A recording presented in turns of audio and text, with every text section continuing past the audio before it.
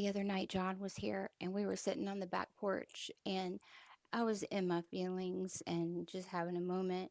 And there's like these, it was nighttime and there were lightning bugs and there was also like, I guess, crickets. And then there was this other enormous sound.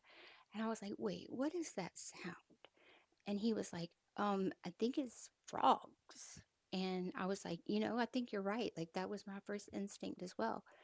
And we started talking about frogs, and I was like, but they're really loud. I was like, where do you think they're coming from?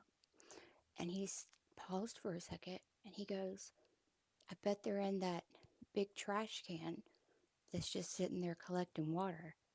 So a few houses down from me, they're doing like a big reconstruction on the house, and they have one of those giant, you know, trash cans that you can rent, and they're throwing all their labor work stuff in there.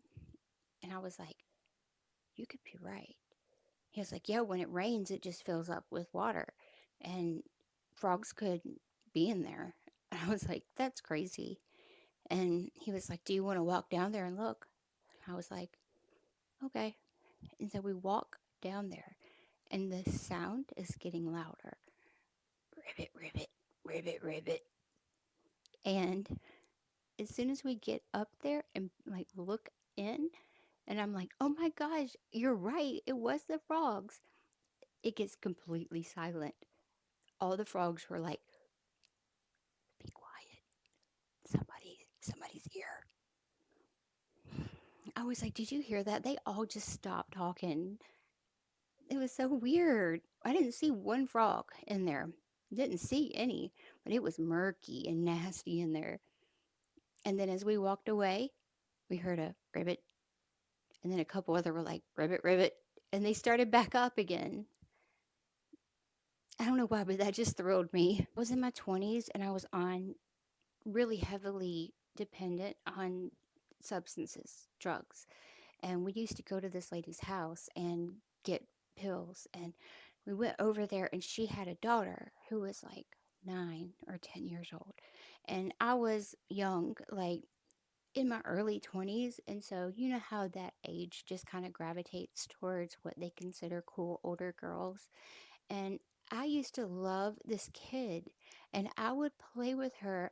Every time we'd go over there, my boyfriend would go handle business and I would go see her. And I would sit in her bedroom and she would tell me everything that was going on.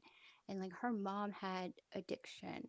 And you could tell that she didn't get as much attention that as she deserved. And we would just sit and play and we would play those hand games, like what are they called? With the you know what I'm talking about. We would play those games and then we would make up dances and play music and like we would do those together. And so every time we pulled up in the driveway, she would come shooting out the door and she'd be like, Amanda! And like I'd be like, what's up, babe? And we would always play and it was so much fun. And I don't really know whatever happened to her, but it was in Conway off Highway 378 and she would have been 9 or 10 in maybe like 2003, 2002. So if that's you, hit me up. I was in prison. There was only one job you had to actually apply for, and it was the Get Smart team. And I had gotten hired on this Get Smart team. And what would happen, it would be two females and three males. The only time males and females would mix was on this van. The captain or the sergeant would be the driver. And we would go to different schools and we would go to courthouses for like PTI and we would all get up and tell our story and we had a certain amount of time. So like if the program was an hour long, we accounted for an opening from the captain or the sergeant, and then all of us would divide the rest of the time and we would go up there and deliver our story, our crime prevention story, and then we would sit back down until it was over. And like I had just started and we were going to a PTI. And like I was getting out there because what they would do is they would get out there and they'd be like, if I had only known that if I was continuing to shoplift and smoke weed, I would have been in prison. I never would have. Like they would just go out there with like all this fierce and fierceness, you know? And I was like, okay, like I can do that. And like I'm a little sassy, you know? And so I got out there and I would just tell my story. And I was like telling them, don't do drugs. And I'm, you know, whatever. And so there was two workers, the sergeant and the captain. And so far I'd only been out with the sergeant. And at the end of every event that we did on the way back to the prison in the van, we would all go around one by one and critique and say things that could be better, offer suggestions, like remark on the things that person did really well. And I had been getting good positive feedback. So it was time for the captain to take us to a PTI. And I was excited because she was the one who hired me. And I just felt closer to her. Like I wanted to impress her. So I get out there, so nervous because she's listening, you know. And I get out there and like I give my talk. And at the end, we're all wrapping up and we go to the bathroom and we're washing our hands. And she confronts me in the bathroom. And she says, there was the other girl was in there too. She was like, "What was that?" And I was like, "What was what?" And she was like, "You just replicated what every other person on the team does. I hired you for this team because you are unique. You have the advantage of being able to present as soft spoken, naive, young, and share a message to other girls or young men who don't think they're ever going to go to prison either." She was like, "You need to play that up. Don't try to be all tough. Instead, go out there and just tell your story like it is." And I started doing that, and it was so much better.